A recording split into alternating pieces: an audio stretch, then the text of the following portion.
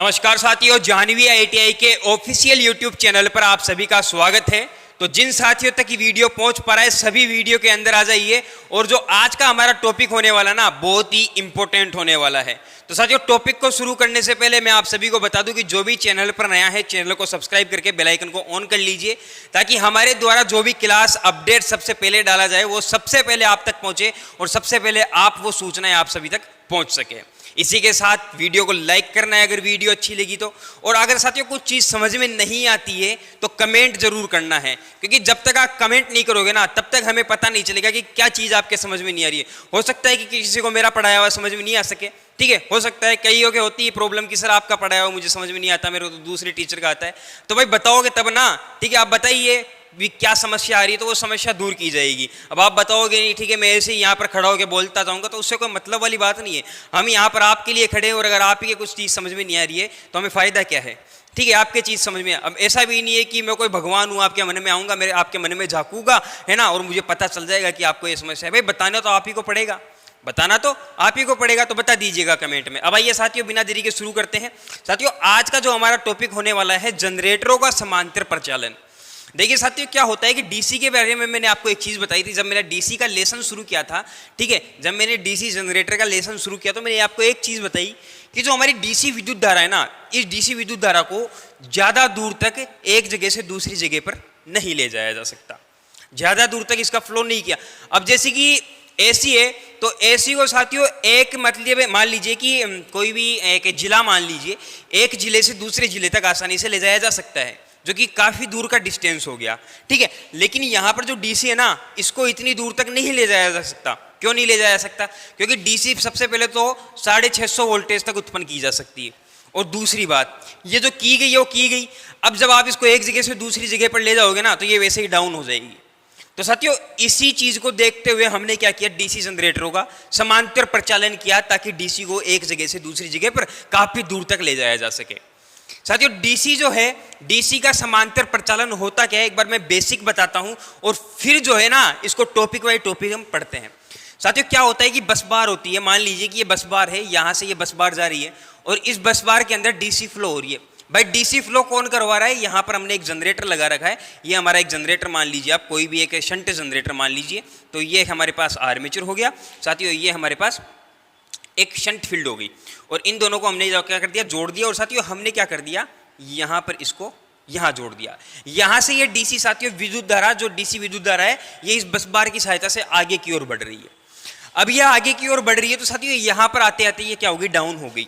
यहाँ पर आते आते ये डाउन हो गई। अब मेरे को वापस से इसको बूस्ट करना है, वापस से इसको बढ़ाना है। तो मैं क्या करूँगा, यहाँ पर भी एक शंट जनरेटर बना दूंगा, ठीक है। यहाँ पर भी एक शंट जनरेटर और इसके समांतर में जोड़ दूंगा। तो साथियों ये हमने क्या किया, ये हमने किया डीसी शंट जनरेटर का प्रचालन, समांतर प्रचालन हमने कर दिया। साथियों बात आप सभी को समझ में आ गई होगी। और कुछ ही नहीं होता समांतर प्रचालन में, दो डीसी जनरेटर या फिर दो से अधिक डीसी जनरेटरों को समांतर में जोड़ा जाता है। जिससे क्या होता है साथियों, अभी इसके फायदे सुनिए। सबसे पहले तो इसकी शर्तें सुन लीजिए, ठीक है, इसकी शर्तें सुन लीजिए। साथियों शर्त ये है कि सबसे पहले तो जो इनकी ध्रुवता है, मान लीजिए ये प्लस है और ये माइनस है ना, तो साथियों यहाँ पर इसका जो माइनस सिरा है, ये जो माइनस सिरा है, मान लीजिए कि ये भी माइनस सिरा ही इस बस बार में जुड़ना चाहिए। मतलब ये जो बस बार है ये माइनस की होगी, ये बस बार माइनस की होगी। दोनों जनरेटरों के माइनस वाले सिरे यहाँ जुड़ने चाहिए, ठीक है। और साथियों दूसरी बात, ये तो ध्रुवता की बात हो गई। दूसरी बात ये है, अगर ये आपका शंट जनरेटर है ना, तो ये भी शंट जनरेटर ही होना चाहिए। आरपीएम इन दोनों की बराबर होनी चाहिए। जिस स्पीड से प्राइम मूवर इस जनरेटर को घुमा रहा है उसी स्पीड से इसको भी घुमाना चाहिए, ठीक है। आरपीएम समान, आरपीएम समान होनी चाहिए, आरपीएम समान होनी चाहिए। इतनी बात किस किस को समझ में आ गई साथियों। दूसरी चीज, इसके अंदर जो वोल्टेज उत्पन्न की जा रही है, ये 650 वोल्टेज उत्पन्न कर रहा है, तो ये भी 650 वोल्टेज ही उत्पन्न करना चाहिए। अगर ये हमारा इसका आर्मेचर अगर मान लीजिए कि 10 वोल्टेज ड्रॉप कर रहा है, तो यहाँ पर ये भी 10 वोल्टेज ही ड्रॉप करना चाहिए। मतलब वोल्टेज उत्पन्न और ड्रॉप वोल्टेज, ड्रॉपेज वोल्टेज, ये भी दोनों की समान होनी चाहिए। इसके अंदर जो सबसे मेन है ना साथियों, ध्रुवता समान होनी चाहिए। ठीक है, ध्रुवता समान होनी चाहिए। और दूसरी बात साथियों, वोल्टेज जो उत्पन्न की जा रही है वो समान होनी चाहिए। ये दो चीजें तो है जो कि मोस्ट ज्यादा इंपॉर्टेंट है। अब साथियों ये तो हो गई शर्तें कि इन चीजों का हमें ध्यान रखना पड़ेगा। अब इसके बाद आती है लाभ। भाई इसके लाभ क्या है साथियों? सबसे पहले जो लाभ है, इसकी दक्षता बढ़ेगी। ठीक है, इसकी दक्षता बढ़ जाएगी साथियों, दक्षता बढ़ जाएगी। ये हमारी रनिंग मशीन होती है साथियों, रनिंग मशीन। ठीक है, ये हमारी रनिंग मशीन होती है। और ये जो मशीन होती है इनकमिंग मशीन होती है, ये हमारी इनकमिंग मशीन होती है। इनकमिंग मशीन होगी, दो मशीनें होती है साथियों। क्या होता है कि किसी कारणवश मान लीजिए कि दोनों मशीनें चल रही है, दोनों मशीनें चल रही है, और मान लीजिए कि किसी कारणवश हमारी रनिंग मशीन खराब हो गई, रनिंग मशीन में कोई भी दोष उत्पन्न हो गया। अब यहाँ पर ये दोष उत्पन्न हो गया, तो इस कंडीशन में ये मशीन तो हमारी काम नहीं कर सकेगी। ठीक है, जो हमारा रनिंग जनरेटर है ये तो काम नहीं कर सकेगा। तो इसी को देखते हुए हमारे पास इनकमिंग जनरेटर अभी भी जुड़ा हुआ है। इस अपेक्षा इनकमिंग जो मशीन होगी ना साथियों, जो इनकमिंग मशीन होगी, अब ये इनकमिंग मशीन जोड़ी जाएगी और ये सप्लाई आगे भेजेगी। मतलब इसकी अनुपस्थिति में यह उपस्थित रहेगी। ठीक है, इसकी अनुपस्थिति में ये उपस्थित रहेगी। तो मतलब साथियों, अगर एक जनित्र पर काम चल रहा हो, एक जनित्र पर काम चल रहा हो, एक जनित्र पर काम चल रहा हो, काम चल रहा हो, तो दूसरा जनरेटर काम करेगा, दूसरा जनित्र काम करेगा। साथियों दूसरा क्या था? दक्षता बढ़ेगी। क्या बढ़ेगी भैया? दक्षता बढ़ेगी। ठीक है, दक्षता बढ़ जाएगी साथियों। इसी की अपेक्षा मान लीजिए कि अचानक से यहां पर जो है उपभोक्ताओं ने लोड बढ़ा दिया, लोड बढ़ गया। जनरेटर कौन सा काम कर रहा है? जनरेटर सिर्फ हमारे पास एक ही काम कर रहा है, अभी रनिंग मशीन काम कर रही है। अचानक से यहां पर लोड बढ़ा तो क्या होगा साथियों? हम क्या करेंगे? इस जनरेटर को काम ले सकते हैं। ठीक है, दोनों जनरेटर को फिर एक साथ काम में ले सकते हैं। तो साथियों तीसरा पॉइंट हो जाएगा, लोड बढ़ने पर, ठीक है, लोड बढ़ने पर दूसरा जनरेटर जोड़ा जा सकता है, दूसरा जनित्र भी जोड़ा जा सकता है। बात आपको समझ में आ गई होगी। तो साथियों ये तो क्या हो गए? इसके लाभ हो गए। अब साथियों इसकी हानियां भी तो कुछ ना कुछ होती होगी। साथियों दो जनरेटर है तो थोड़ा महंगा पड़ जाता है। ठीक है, ये इसकी हानियां हैं, थोड़ा महंगा होता है। हानि में है महंगा होगा। ठीक है, महंगा होगा, जगह ज्यादा घेरेगा, जगह ज्यादा घेरेगा, जगह ज्यादा घेरेगा साथियों। तो ये क्या है? ये इसके दोष हो गए साथियों, ये इसकी हानियां हो गई। अब इसी के साथ साथियों इसकी अनुरक्षण को भी अधिक आवश्यकता पड़ेगी। मतलब दो जनरेटर है तो अनुरक्षण की ज्यादा आवश्यकता पड़ेगी। तो साथियों दो जनरेटर होने के कारण अनुरक्षण की अधिक आवश्यकता पड़ेगी। अब साथियों यहाँ पर जो नेक्स्ट चीज आती है ना, शंट जनरेटर का समांतर प्रचालन। ये जो हमने किया अभी तक साथियों, ये शंट जनरेटर का प्रचालन था। तो शंट जनरेटर में आपको और कुछ बताने की आवश्यकता नहीं। तो साथियों इसी के साथ हमने क्या कर लिया? शंट जनरेटर का प्रचालन भी देख लिया कि शंट जनरेटर को, ये दो शंट जनरेटर है, दो शंट जनरेटर को हम समांतर में किस प्रकार से प्रचालन कर रहे हैं। बस फर्क इतना होगा कि यहां पर ये जो शंट फील्ड है ना, इसके श्रेणी क्रम में साथियों यहां पर एक वेरिएबल रेजिस्टेंस लगा होगा। इसके श्रेणी क्रम में यहां पर एक वेरिएबल रेजिस्टेंस लगा होगा और यहां पर भी एक वेरिएबल रेजिस्टेंस लगा होगा। ये हमने वेरिएबल रेजिस्टेंस इसके अंदर जोड़ रखा है।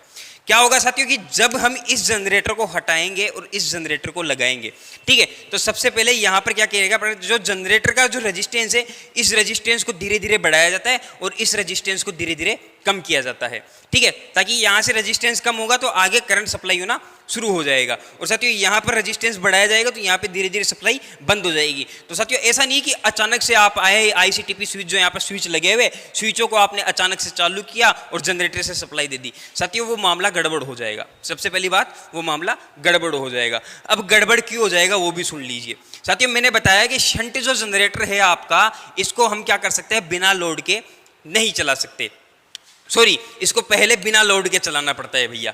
ठीक है, इसको पहले बिना लोड के चलाना पड़ता है। अब बिना लोड के क्यों चलाना पड़ता है? क्योंकि साथियों अगर हम इसको लोड के साथ चला देंगे ना, तो आर्मेचर ने जितना करंट उत्पन्न किया वो पहले ही लोड की ओर चला जाएगा, वो पहले ही लोड की ओर चला जाएगा। हमारी जो शंट फील्ड है ये तो उत्तेजित ही नहीं हो पाएगी। तो इसको उत्तेजित करने के लिए सबसे पहले इसको घुमाया जाता है, धीरे धीरे इसको उत्तेजित किया जाता है। और जब ये पूरा वोल्टेज बना लेता है, ठीक है, जब ये पूरा वोल्टेज बनाता है, उसके बाद क्या किया जाता है साथियों?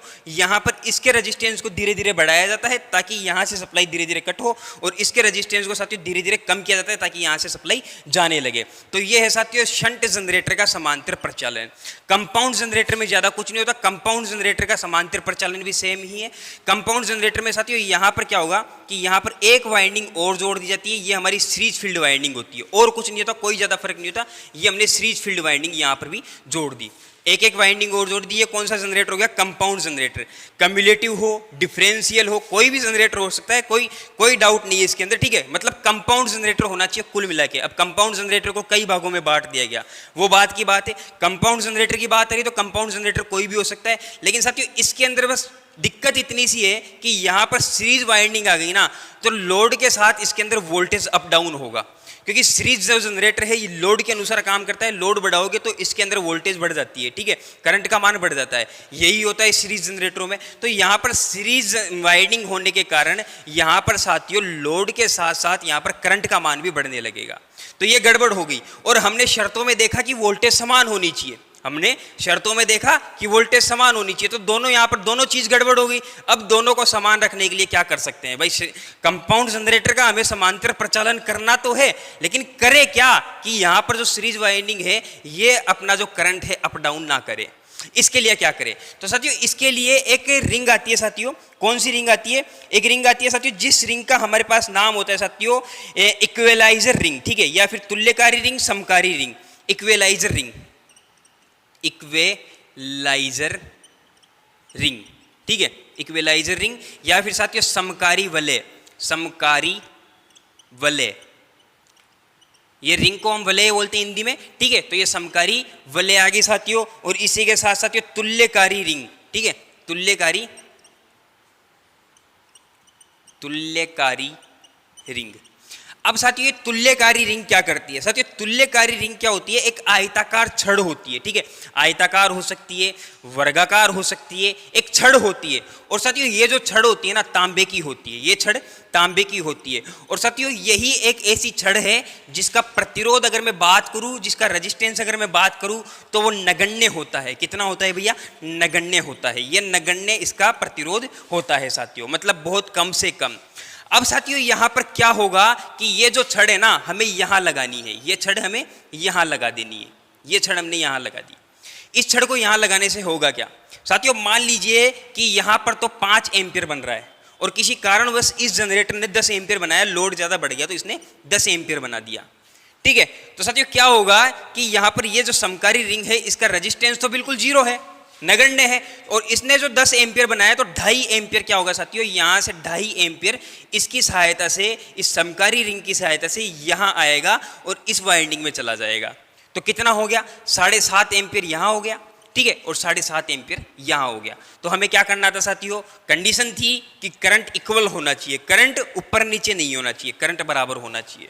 तो साथियों यहां पर करंट को बराबर करने के लिए हमने क्या कर दिया? करंट को बराबर करने के लिए हमने इक्विलाइजर रिंग का प्रयोग किया। इक्विलाइजर रिंग ने क्या किया साथियों? यहां पर जो वोल्टेज बना, ज्यादा वोल्टेज बना, उसको 2 अलग अलग भागों में बांटा और इस जनरेटर में भी भेज दिया।